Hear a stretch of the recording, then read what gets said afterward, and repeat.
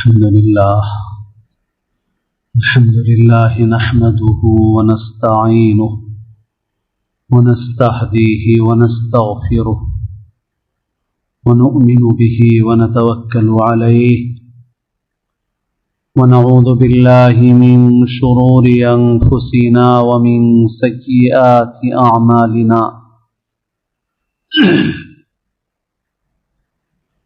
من يهد الله فلا مضل له ومن يضلل فلا هادي له نشهد أن لا إله إلا الله وحده لا شريك له ونشهد أن سيدنا ونبينا ومولانا محمدا عبده ورسوله صلى الله تعالى عليه وعلى آله وأصحابه وأتباعه وأزواجه وذرياته وبارك وسلم تسليما كثيرا كثيرا.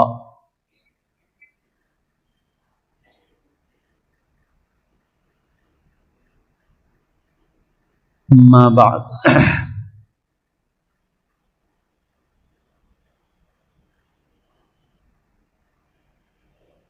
قابل احترام بزرگوں، عزیز دوستوں اور ساتھیوں، اللہ تعالی نے ارشاد فرمایا ہے: اعوذ باللہ من الشیطان الرجیم، بسم اللہ الرحمن الرحیم، وَأَقِيمُوا الصَّلَاةَ وَآتُوا الزَّكَاةَ وَأَطِيعُوا الرَّسُولَ لَعَلَّكُمْ تُرْحَمُونَ. لا تحسبن الذين كفروا معجزين في الأرض ومأواهم النار ولبئس المصير. صدق الله مولانا العظيم. ارشاد فرمایا: اور اے لوگو، نماز قائم کرو، زکوٰۃ ادا کرو، رسول کی اطاعت کرو، ان کا کہنا مانو، لعلکم ترحمون، تاکہ تم پر رحم کیا جائے. لا تحسبن الذین کفروا معجزین فی الارض، جن لوگوں نے رسول کا انکار کیا، رسول کی لائی ہوئی کتاب کا، ان کی تعلیمات کا، ان کے پیغام کا انکار کیا، اس کو نہیں مانا، تم ان کے متعلق یہ مت سمجھو کہ وہ زمین میں اللہ کو عاجز کر سکتے ہیں اور ہرا سکتے ہیں. ان کا ٹھکانہ جہنم ہے اور وہ برا ٹھکانہ ہے. اللہ تعالی نے اپنی رحمت کا راستہ بتایا، وہ ہے اطاعت اور فرما برداری کا راستہ. اللہ تعالیٰ ایک جگہ ارشاد فرماتے ہیں: وَمَن يُطِعِ اللَّهَ وَرَسُولَهُ فَقَدْ فَازَ فَوْزًا عَظِيمًا. جو اللہ اور اس کے رسول کی اطاعت کرے گا وہ یقیناً بڑی کامیابی حاصل کر لے گا. کامیابی اللہ اور اس کے رسول صلی اللہ علیہ وسلم کی اطاعت میں، فرما برداری میں، کہنا ماننے میں، زندگی کے ہر شعبے میں. ایسا نہیں کہ نماز میں اطاعت خدا اور اطاعت رسول ضروری ہے اور نماز کے بعد مسجد سے باہر نکلو تو پھر اطاعت خداوندی کی اہمیت نہیں ہے. نعوذ باللہ، ایسا نہیں ہے. اطاعت کرو اللہ کی، اطاعت کرو رسول کی، فرما برداری والی زندگی اختیار کرو. تو یہ فرما برداری والی زندگی مسجد کے اندر بھی ضروری ہے، یہ فرما برداری والی زندگی مسجد سے نکلنے کے بعد بھی ضروری. یہ فرما برداری کی زندگی، اسلام اسی کو کہتے ہیں. اطاعت اور فرما برداری کے ساتھ اپنا سر جھکانا، یہ گھر میں بھی ضروری ہے، یہ بازار میں بھی ضروری ہے، ملازمت میں بھی ضروری ہے، امن کے حالات میں بھی ضروری ہے، جنگ کے حالات میں بھی ضروری ہے، دوستی میں بھی اللہ اور اس کے رسول کے حکم کو آگے رکھنا ہے، اور دشمنی بھی ہو جائے کسی سے تو اللہ اور اس کے رسول کے حکم کے مطابق کرنا ہے. غرض زندگی کے ہر شعبے سے متعلق ہے. اور یہ ہو تو اللہ تعالی کا وعدہ ہے رحمت کا. ایک جگہ ارشاد فرمایا کہ ایمان والے مرد ایمان والی عورتیں آپس میں ایک دوسرے کے دوست ہیں. والمؤمنون والمؤمنات بعضهم اولیاء بعض یأمرون بالمعروف وینہون عن المنکر ویقیمون الصلاة ویؤتون الزکاة ویطیعون اللہ ورسولہ اولئک سیرحمهم اللہ ان اللہ عزیز حکیم. ایمان والے مرد ایمان والی عورتیں ایک دوسرے کے دوست ہیں، ایک دوسرے کو اچھی بات کا حکم کرتے ہیں. یہ دوستی ہے صحیح معنی میں، یہ محبت ہے صحیح طور معنی میں. امر بالمعروف کرتے ہیں، بھلی بات کا حکم کرتے ہیں، بری بات سے روکتے ہیں، منع کرتے ہیں. دیکھو یہ گناہ ہے، یہ نافرمانی ہے، یہ معصیت ہے. یہی ایمان والوں کی دوستی ہے. اگر یہ نہیں ہے تو دوستی ایمان والوں کی دوستی نہیں ہے. یہ دوستی تو ان لوگوں کی ہے جو اللہ اور اس کے رسول پر اور آخرت پر ایمان نہیں رکھتے. دنیا میں اگر کوئی دوست کوئی دنیا کی مصیبت میں پھنس رہا ہو، دوست اس کو روکتا ہے، ارے بھائی مت کرو یہ کام، کیوں مصیبت میں پڑ رہے ہو؟ اور اپنا ساتھی اپنا دوست آخرت کی مصیبت میں پڑتا ہے اور ہم زبان نہیں ہلانا چاہتے. ہم کہتے ہیں نہیں صاحب دوستی ہے کچھ نہیں بول سکتا. تو دوستی ہے کہ دشمنی ہے؟ دوستی ہے یا دشمنی ہے؟ دوستی کا تو تقاضا تھا کہ آپ اس کو روک دیں. اگر وہ کوئی ایسا کام کرتا جو حکومت کی نظر میں جرم ہوتا، وہ کوئی ایسا کام کرتا کہ اس کے نتیجے میں اس کے گرفتار ہو جانے کا اندیشہ ہوتا، اس کے پکڑے جانے کا اندیشہ ہوتا، اس کے جیل میں جانے کا اندیشہ ہوتا، تو ہم اس کو روکتے. نہیں بھائی تم سے دوستی ختم کر دوں گا میں، تم سے دوستی ختم کر دوں گا میں، ایسا کام مت کرو. لڑنے کے لیے تیار ہو جاتے اس سے. نہیں بھائی میں نہیں کرنے دوں گا تم کو یہ کام. کیوں نہیں کرنے دوں گا؟ ارے کیوں خامخواہ دھوکے میں مت آؤ، پھر تم پکڑ لیے جاؤ گے، جیل میں جاؤ گے، مصیبت میں پھنسو گے. تو میں نہیں کرنے دوں گا تم کو، چاہے کچھ ہو جائے، چاہے کچھ ہو جائے کرنے نہیں دوں گا.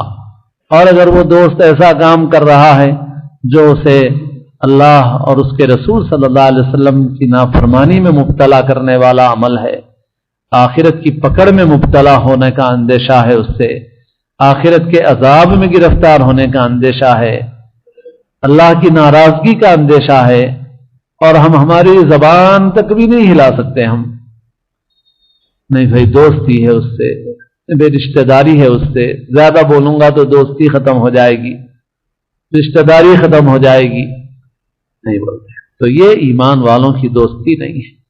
ایمان والوں کی دوستی ہے امر بالمعروف نہی عن المنکر والی، اچھی بات بتاؤ بری بات سے روکو. اللہ تعالیٰ نے اسی جگہ پر منافقین کی بھی دوستی ذکر کی ہے. منافقین کی دوستی اس کی الٹی ہے. یأمرون بالمنکر وینہون عن المعروف، برائی کی ترغیب دیتے ہیں، بھلائی سے روکتے ہیں، اچھے کام سے روکتے ہیں، برے کام کی ترغیب دیتے ہیں.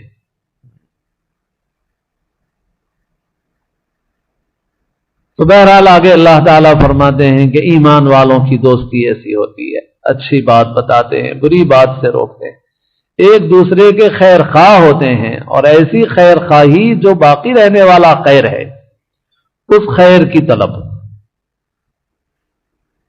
اور نماز قائم کرتے ہیں. وَيُقِيمُونَ الصَّلَاةَ وَيُؤْتُونَ الزَّكَاةَ، زکوٰۃ ادا کرتے ہیں. وَيُطِيعُونَ اللَّهَ وَرَسُولَهُ، اللہ اور اس کے رسول کی اطاعت والی زندگی گزارتے ہیں، فرما برداری والی زندگی گزارتے ہیں. تو اللہ تعالیٰ فرماتے ہیں اولئک سیرحمهم اللہ ان اللہ عزیز حکیم. یہ وہ لوگ ہیں کہ جن پر اللہ ضرور رحم فرمائے گا، ضرور رحم فرمائے گا۔ اور اللہ تعالیٰ بہت زبردست ہے اور حکمت والا ہے، زبردست قوت کا مالک ہے وہ۔ یہ مت سمجھو کہ سامنے والے کی کیا قوت ہے، اللہ تعالیٰ بہت قوت والے، بہت زبردست۔ البتہ ہر چیز فوری نہیں ہو جاتی ہے، اللہ تعالیٰ حکمت والے ہیں اور اپنی حکمت سے اپنے موقع پر اس چیز کو ظاہر فرماتے ہیں۔ تو اللہ اور اس کے رسول کی اطاعت، فرما برداری والی زندگی، نماز قائم کرنا، زکوٰۃ ادا کرنا، یہ ہے اللہ کی رحمت کو لینے کا راستہ۔ تو فرمایا اقیموا الصلاۃ وآتوا الزکاۃ واطیعوا الرسول لعلکم ترحمون، نماز قائم کرو، زکوٰۃ دو، رسول کی اطاعت اور فرما برداری اختیار کرو تاکہ تم پر اللہ کا رحم ہو۔ اب اگر کوئی لینا ہی نہ چاہے تو اس کی محرومی ہے، باقی اللہ تعالیٰ تو اپنی رحمت کا دروازہ کھولے ہوئے ہیں۔ اور ایسا تو نہیں ہو سکتا کہ بھئی ہم کریں کچھ بھی نہیں اور چاہیں کہ بھئی ہم کو فائدہ مل جائے، نتیجہ مل جائے، ایسا نہیں۔ اور پھر فطری طور پر انسان کی نظر جاتی ہے دنیا کے اسباب اور دنیا کی قوتوں کی طرف۔ اب آپ لوگ تو کہتے ہیں بس یہ کرو، یہ کرو، یہ کرو، اور باقی دشمن دیکھو کیا کیا کر رہا ہے، اس کے پاس دیکھو کتنی فوج ہے، اس کے پاس کتنے ہتھیار ہیں، اس کے پاس کیسی طاقت اور قوت ہے۔ تو اللہ تعالیٰ آگے فوری فرماتے ہیں لا تحسبن الذین کفروا معجزین فی الارض، ان کے متعلق یہ خیال مت کرو کہ وہ اللہ کو عاجز کر سکتے۔ تو جب اللہ تعالیٰ کی نصرت اور مدد تمہارے ساتھ ہو جائے گی تو تم یہ مت دیکھو کہ ان کی قوت کیا ہے، ان کی قوت کا مقابلہ تم اپنی قوت سے کر رہے ہو، ان کی قوت کا مقابلہ اپنی قوت سے مت کرو، بلکہ ہماری قدرت پر نظر کرو، ہماری قدرت پر نظر کرو اور یہ دیکھو کہ کیا وہ اپنی اس طاقت اور قوت کے ذریعے سے اللہ تعالیٰ کو نعوذ باللہ کچھ عاجز کر سکتے ہیں؟ نہیں۔ اللہ کی قدرت کے سامنے کوئی اہمیت ہے کسی بم کی، کسی فوج کی، کسی ہتھیار کی، کسی چیز کی نہیں۔ آج ہمارا یقین اللہ پر کمزور ہو گیا ہے۔ یہی نسخہ ہے جو سب انبیاء کرام نے اختیار کیا، اور یہ مطلب بھی نہیں ہے اس کا کہ اسباب کا کوئی اہتمام ہی نہ کیا جائے سرے سے، ہر موقع کے لیے اس کا حکم ہے۔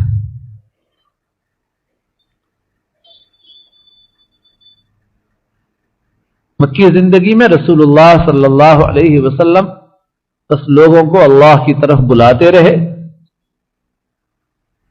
نماز کے ذریعے سے طاقت اور قوت حاصل کرتے رہے۔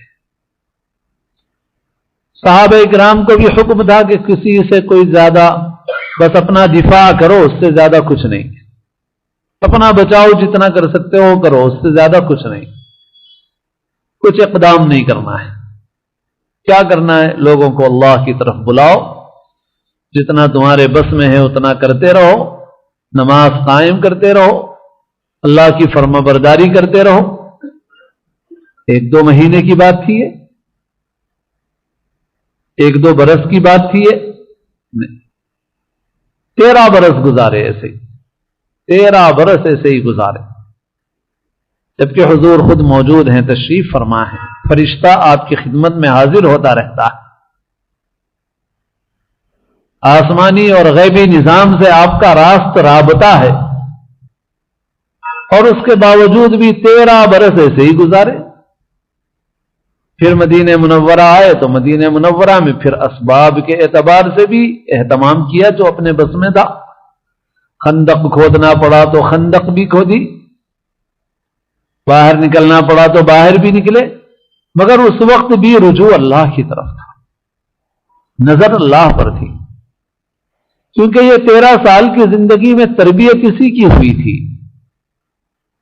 دیکھو ہر حال میں اللہ پر یقین کرنا،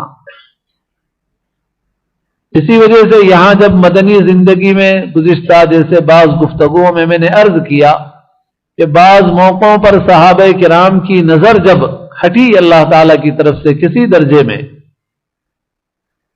معمولی سے درجے میں، تو تنبیہ ہو گئی فوری۔ حنین میں انہوں نے ان میں سے کچھ نے کہا کہ آج ہماری اتنی تعداد ہے، کوئی ہم کو کیا ہرائے گا؟ تو اللہ تعالیٰ نے فوری ان کو دکھا دیا کہ ابھی بھی ہار سکتے ہو تم، ابھی بھی تم ہار سکتے ہو۔ ہم جتانا چاہیں تو بدر میں بے سر و سامان ہونے کی حالت میں جتا دیں، اور ہم ہرانا چاہیں تو 12,000 کے لشکر کو ہرا دیں۔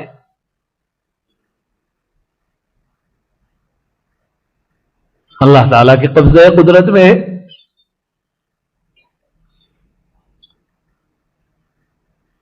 اللہ تعالیٰ پر جو یقین، اللہ کی قدرت پر یقین، اللہ کی طاقت پر یقین، اس بات کا یقین کہ ہمارے حالات کی تبدیلی کے لیے بھئی ہمیں تو دنیا میں ہیں تو دنیا کی چیزیں بھی استعمال کرنا ہے، مگر ایک مسلمان کے لیے جو اللہ کا پر، اس کے رسولوں پر، آخرت پر ایمان رکھتا ہے، اس کے لیے حالات کی تبدیلی کے لیے سب سے اہم بنیاد ہے اللہ کی اطاعت اور فرما برداری اور اللہ سے صحیح تعلق۔ یہ نہیں ہے ہم لوگوں کے اندر، الا ماشاء اللہ۔ ہم لوگوں کی نظر جس درجے میں اللہ کی ذات عالی پر ہونا چاہیے وہ نہیں۔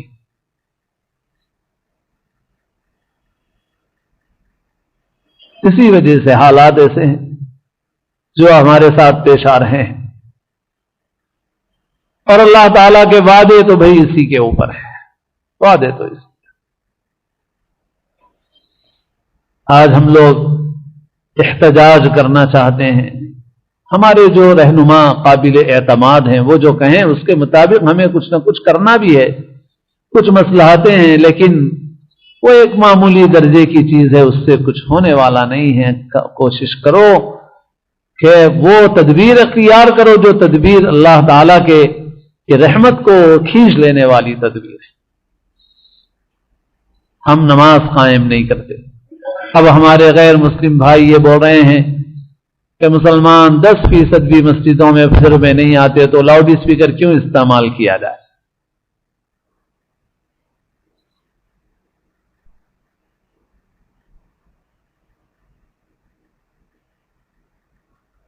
بعض لوگوں نے بتایا خود مسلمان ملکوں میں حالات اچھے نہیں ہیں۔ بھئی مسلمان ملک ہے تو اللہ کی مدد آ جائے ایسا تو نہیں ہوتا، مسلمان خاندان ہے، شجرا ہے، شجرا مسلمانوں کا ہے تو مدد آ جائے ایسا تو نہیں ہوتا۔ مسلمان ملکوں میں بھی خود حالات ایسے ہیں کہ نماز فجر میں مصلی بہت ہی کم۔ ایک صاحب ہمارے شہر کے ہی تھے، وہ مختلف جگہوں پر سروے کرتے پھرتے تھے فجر کی نماز میں کہاں کتنے مصلی رہتے ہیں، تو ایک عرصے تک وہ ایسے ہی کرتے تھے۔ کبھی کبھی آتے تھے تو وہ بتاتے تھے کہ جہاں جاتا ہوں میں تو وہاں یہ صورتحال ہے، وہاں یہ صورتحال ہے، وہاں یہ صورتحال ہے۔ البتہ بعض مسلمانوں میں سے ہی بعض حلقوں کے متعلق یہ کہتے تھے کہ جہاں ان کے لوگ ہیں وہاں پھر بھی نسبتاً لوگ فجر کی نماز میں زیادہ ہیں دوسری جگہوں کی بنسبت، اور دوسری جگہوں پر تو بالکل ہی معاملہ انتہائی کمزور ہے۔ اور اللہ تعالیٰ تو وعدے اس کے لیے فرمانے پہلے تو اقیم الصلاۃ، نماز قائم کرو، نماز قائم کرو، نماز قائم کرو۔ حضرت شاہ عبد الغنی صاحب پھول پوری رحمۃ اللہ علیہ ایک بزرگ گزرے ہیں، وہ فرماتے تھے کہ اگر مسلمان 51% نمازی بن جائیں صرف، اور مسلمان اپنا چہرہ سنت کے مطابق بنا لیں تو انشاءاللہ مسلمانوں کے حالات بدل جائیں گے۔ صرف 51% نمازی ہو جائیں، 90% کی، 99% کی، 80-70% کی بات نہیں ہے۔ 50 ادھر ہیں 50 ادھر ہیں، صرف 1% بڑھا لو، 51% بھی اگر کر لو گے مسلمان اس فیصد کو بھی پورا کر لیں گے تو حالات بدل جائیں گے انشاءاللہ۔ کتنے فیصد نمازی ہیں؟ اگر احتجاج کے لیے بند منانا ہو تو ہم بند مناتے ہیں، اور نماز جمعہ کے لیے بند منانے کی ہمت نہیں ہے ہمارے اندر۔ گھنٹے 1.5 گھنٹے کا بند نہیں منانا چاہتے، وہ بند منانا نہیں چاہتے جو اللہ نے فرض کیا ہے، وہ بند منانا چاہتے ہیں جو اس میں ہمارا نفس بھی تیار ہے۔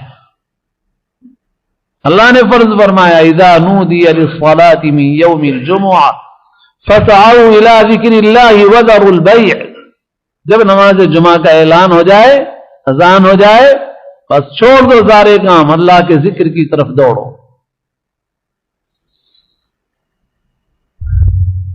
بھئی 1 گھنٹہ 1.5 گھنٹہ اگر سارے لوگوں کو معلوم ہو کہ مسلمانوں کا کاروبار بند رہتا ہے، تو آپ جس گاہک کی امید میں آپ اپنا دین خراب کر رہے ہیں، وہ گاہک خود ہی محسوس کر لیں گے کہ بھئی یہ وقت بازار جانے کا ہی ہے، آدھا بازار تو بند رہتا ہے، کچھ نہیں فرق پڑے گا، آپ کو کچھ نہیں فرق پڑے گا۔ یقین تو کرو اللہ کی ذات عالی پہ۔ دشمن ہم کو اپنے تابع بنا رہا ہے۔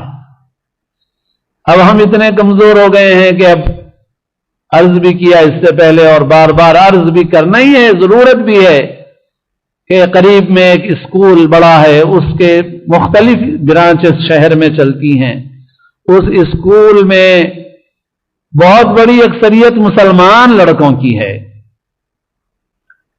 اور اس اسکول کے بچے نے مجھے بتایا کہ اگر کسی کلاس میں 70 بچے ہیں تو اس میں سے 65 مسلمان ہیں،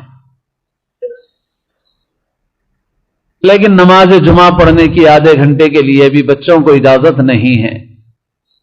حالانکہ ایک مسلمان کا بچہ 7 برس کا ہو جائے تو اس کو نماز کی عادت ڈالنا ہے، اور 10 برس کا ہو جائے تو نماز کا پابند بنا دینا ہے۔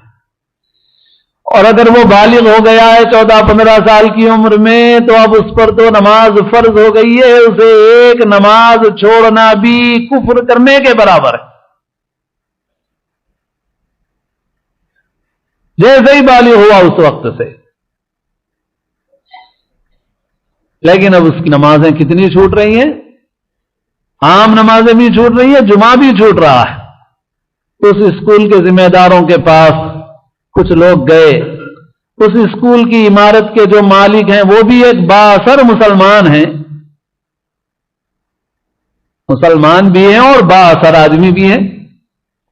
بچوں نے خود ان سے بھی ایک بار، وہ گاڑی میں تھے تو گاڑی کے اطراف بچے چلے گئے، ان سے بھی کہا کہ آپ ذرا مینجمنٹ سے بولیے کہ ہم لوگوں کو آدھا گھنٹہ جمعہ کے لیے اجازت دے دیں، تو وہ بولنے لگے کہ نہیں بھائی مجھے کرایہ لینا ہے، ان چیزوں سے میرا کوئی مطلب نہیں ہے۔ خیر کچھ لوگ گئے، اس اسکول کے انتظامیہ سے بات کی، تو جو ذمہ دار وہاں پر خاتون تھی، وہ ذمہ دار، اس خاتون نے جو کہا وہ گیا ہمارے منہ پر ایک تماچا سا ہے۔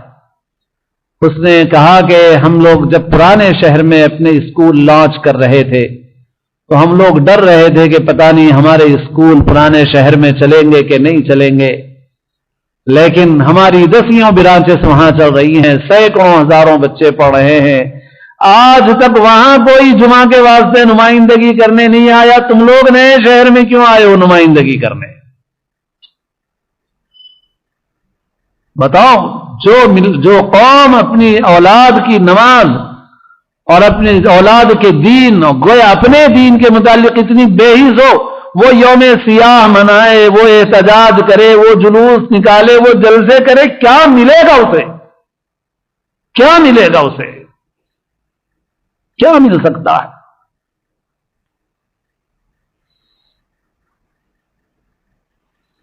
عجیب صورتحال، بے حسی ہے۔ ایک دو نہیں، ہمارے لاکھوں بچوں کا ہمارے جمعہ جا رہا ہے، لاکھوں بچے ہمارے وہ ہیں، ہماری اولادیں جن پر نماز فرض ہو چکی ہے، اور روزانہ ان کی نمازیں باضابطہ انتظام کے ساتھ چھڑائی جا رہی ہیں، اور ہمیں اس کا احساس نہیں ہے، ہمیں اس کا احساس۔ ہمارے اسکولوں میں جانے والے بچوں کا حال وہ ہے، دکان پہ بیٹھنے والے کاروباریوں کا حال یہ ہے، باری باری کی نماز، نہ نماز سیدھی نہ خطبہ سیدھا۔ ارے بند کرو 1.5 گھنٹہ، کیا ہوتا ہے؟ کون سی ایسی مصیبت آ جائے گی کہ گھر میں کھانے تو نہیں رہے گا؟ نعوذ باللہ، کیا ہوگا آخر؟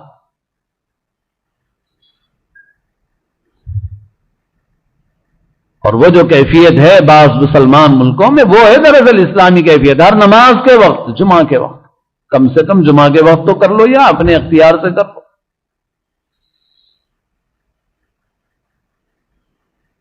معمولی چیز نہیں ہے میرے دوستو، معمولی چیز نہیں ہے۔ اگر ہم یہ سمجھتے ہیں کہ یہ مولوی صاحبان، یہ علماء یہ بولتے رہتے ہیں بھائی وہ ویسا فلاں کرنا، وہ ایسا کرنا، وہ سب بولتے رہو بھائی، یہ سب راستہ ایمان کا راستہ نہیں ہے، یہ سب راستہ نبیوں کا راستہ نہیں ہے۔ ہم یہ نہیں کہتے کہ وہ سب نہیں کرنا ہے، ہم کہتے ہیں وہ سب کرنا ہے مگر اس کے بغیر کچھ بھی نہیں ہے۔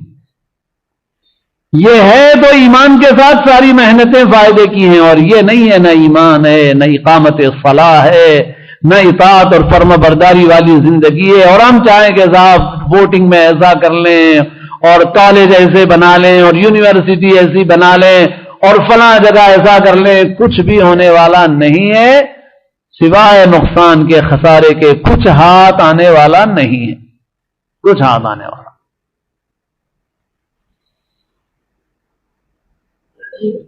آج امت میں بہت محنتوں کی ضرورت ہے، بہت محنتوں کی ضرورت ہے، مگر افسوس کہ امت مختلف حالات کا شکار۔ اعمال، فرائض، واجبات میں یہ معاملہ ہے، اختلاف اور انتشار کی کیفیات الگ ہیں،